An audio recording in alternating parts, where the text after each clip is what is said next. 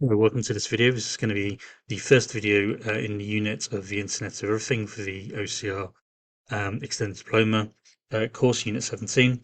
Now, of course, the Internet of Everything is quite a common term these days, done across a number of different courses. So I may well recycle these notes for other courses in the future. Who knows? We'll see. But if you are kind of doing a different course, um, hopefully these, at least the introduction that I'm about to kind of go through, will at least be relevant from that point of view. The units tend to be quite similar as we uh, across the different awarding bodies and whatnot. So um, let's make a start. So this is what ultimately, we are working towards. So this is what the awarding bodies say we need to be looking at. So the unit is about the use of the internet, how it's impacting people and society. It's much more than that. You'll learn about the IOE, how it's used. You'll look at some examples of products used in the Internet of Everything, and eventually, much further down the line, you'll be looking at creating a proposal for your own thing within the Internet of Everything. Well, I say your own. I mean, it'll be an adaptation of something that's already on the market. So, just very quickly, a definition of the Internet of Everything. So, Cisco are actually the company who initially um, coined the term Internet of Everything. So, what you will find is a lot of stuff about the Internet of Things out there.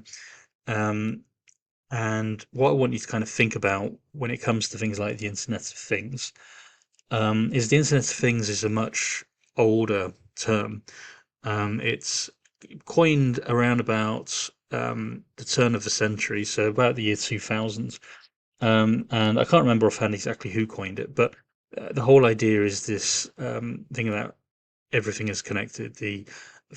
Specifically things in this case, so hence the Internet of Things, so devices, and if you think about way back in 1999, 2000, obviously many of you guys will not have been alive back then, but I certainly was. You actually didn't have that many things that were connected. In fact, I suspect you would be really quite shocked about the way people lived their lives back then, because even things like mobile phones, while they were connected to obviously networks, um, it was pretty much the birth time of the broadband internet, and um, and when I say broadband internet, I mean you're not talking about anywhere near the speeds you're looking at now. You're looking at 2, 3, 4 megabits a second. And that was really good back then, because prior to that you were looking at kilobit a second. You were talking about, if you're going to go and listen to a song, however, you got it, and you wanted to find it on the internet and procure it in that way, it would take you 10 minutes to download the thing if you had a good connection. Anyway, this is a slight tangent. You'll get used to me talking in tangents. Um, and basically, we got later, about 10, 15 years later, as you can see here, Cisco 2013. Cisco are the one who coined the term Internet of Everything. And basically their idea is that the Internet of Everything is much larger than the Internet of Things. It's including, so much other items. And yeah, the Internet of Things could be part of that. Okay, so this is maybe where some confusion might happen, is that you'll probably find quite a lot of stuff about the Internet of Things out there. And while, like I said, you won't necessarily be wrong, the Internet of Everything is a bigger thing than the Internet of Things. You're talking about the idea of connecting, as we say, as said in this quote up here, connecting people, processes, data, and things. So if you think about the idea of data, data is really the driver of this, and the quantity of data that these companies are collecting on people these days is enormous. Um, Everything that we do, basically, they are collecting data because we are always connected, and therefore the idea is that they will shape products and things to and services to help us, and then by extension it will help them. And there's other parts to it as well. But anyway, these are going to be things that you're going to need to be thinking about in more detail as you go through, and your definitions are going to be, more expensive than what I've just given you. Um, this is going to be a class activity that we're going to do, so please kind of ignore that. I mean, ultimately, my students just going to be reading a PDF about the comparison between the Internet of everything and the Internet of things. Just moving on past that, because obviously these are online notes, and um, thinking about how the Internet of everything, looks at individuals. Here's some examples of what I mean by that. So, what's some individual impacts of the Internet of everything? So, if you think about the past, like I said, the Internet of Things, what you might have had was, like I said, a phone or a tablet or your laptop or computer, whatever it was. And it would have kind of, yeah, they would have communicated with each other, but there wouldn't have been a lot of processing there. It would have been responsive to what you as a user did. So, um, they might, share files amongst each other and whatnot, and maybe, you'd be able to go on a cloud service. So cloud is the internet. You'd be able to go on a cloud service and you'd be able to find a file um, on a cloud device and find it on different devices. Okay, so that might be one example. But the Internet of Everything actually has kind of processing involved with it. It does something with the data that it collects, um, or it provides data to people who will then who will then undertake actions based on that data. So, it depends what the end user wants of it. I put some examples on here for individuals. So, I've got an example of smart scales there. So, you can get all kinds of smart scales now. If you go onto something like Amazon, you can get smart scales that cost hundreds of pounds. And probably, you know, if you go to some very specialist companies, you can probably get thousands of pounds worth of smart scales, and they'll give you all kinds of information these days. Like in terms of, obviously you've got the weight, which is your traditional scale, and then you've got things like body composition. So what's your fat percentage? What's your water percentage? Tracking over time, right? So that's fairly standard stuff. But then it might kind of, I say standard, it's obviously not standard. Sorry, that's you'd kind of think of it and be like, okay, well, that's all right. But what you might then get is it links in with other things, like then it gives you potential diets, gives you potential exercises.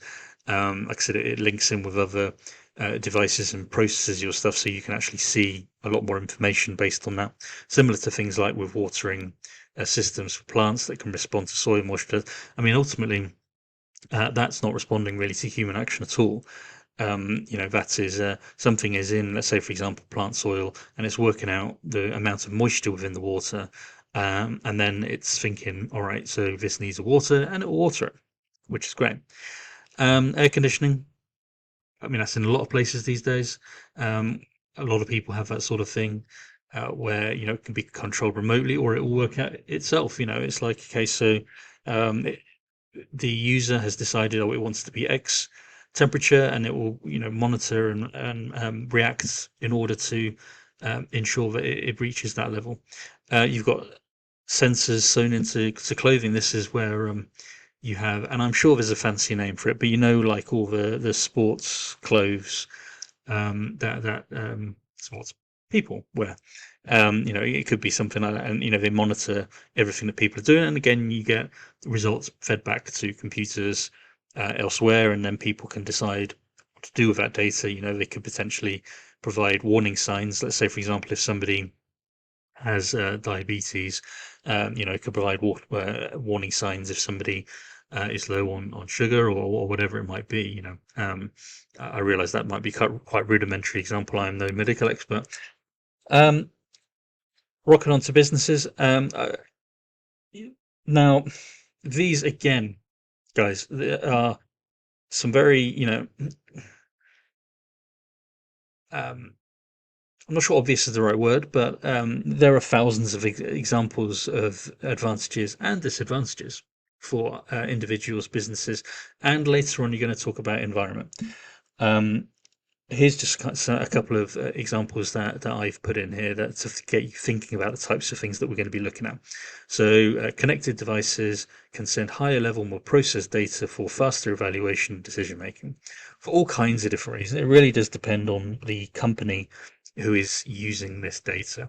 If you have something like a Tesco, um, or insert large supermarket here, they can do all kinds of different things with this data. Like, let's say, for example, they could work out if a customer buys steak, what other things do they commonly buy with that? I mean, that's a very basic example. You could work out common buying patterns for certain types of people.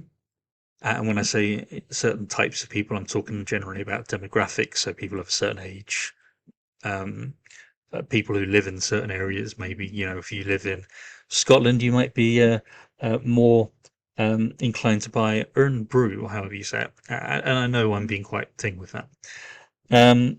You've got information can be delivered to the right people within a suitable time in appropriate formats. What I mean by this is you have all this data, and it can be processed in hundreds of thousands of different ways. So if I look at it from a college perspective, we could do some quite rudimentary stuff like you guys are probably not surprised by. Like, for example, we can take attendance figures from certain classes and, map it across to things like grades. We can look at patterns within, are there people who live in a certain part of Milton Keynes who struggle to get to either one of our campuses on time? Are what types of things could benefit us, in terms of being able to deliver our product better? Are there certain courses that have certain patterns? Do sport students have issues with handing in work on time? Do IT students have issues with putting in appropriate things in the computer? Whatever. I'm sure you can think of more advanced examples as well based on that. I've got 3 other items on here. So you've got sensors to detect damage. So, for example, bridges, can detect things like corrosion levels, and can then work out level of risk for those items. I put calculate potential costs on there. I mean, I'm sure that's more complex than I'm kind of familiar with, but that could be something that it could potentially do. Enables professionals to provide a higher paced response. So I've got on here an example about education where we have access to students' learning history and support needs. Wearable devices to maximize productivity. So, for example, I know there are people who work in warehouses, for example, for Amazon, who wear wearable devices, and they track basically everything they do when they're working. And obviously, I've got a note on there which, it does run the risk of your Big Brother accusations. But I mean, one of the problems is that you have so many people going for these jobs that they can kind of pretty much do whatever they want with them, really. Now, I haven't got very much long left in this video because it's 15 minutes apiece. For my students, obviously those guys who are not in my courses don't necessarily have to worry about this. I guess you can do it if you really want to. I'd like you to go away and just do a bit of research, okay? And I'd like you to identify 4 benefits and 3 drawbacks. And I realise I haven't really touched on drawbacks of the Internet of Everything for businesses. And I'd like you to start looking at the environment, because actually I think the environment's a bit of the harder one here, because there's not as much on it. And individuals, you have to separate IOE with just all this climate change information that's going on out there, because the IOE is not responsible for all of climate change. So I'm just looking for kind of identification at this point, and then what we're going to do is have a bit of a discussion about it. So I'd like you to identify some of those points, then put them into your classroom notebook. So I would do it straight in Word or Notepad, and then copy and paste them over once you are done. So thank you for watching this video, and I shall see you in the next video.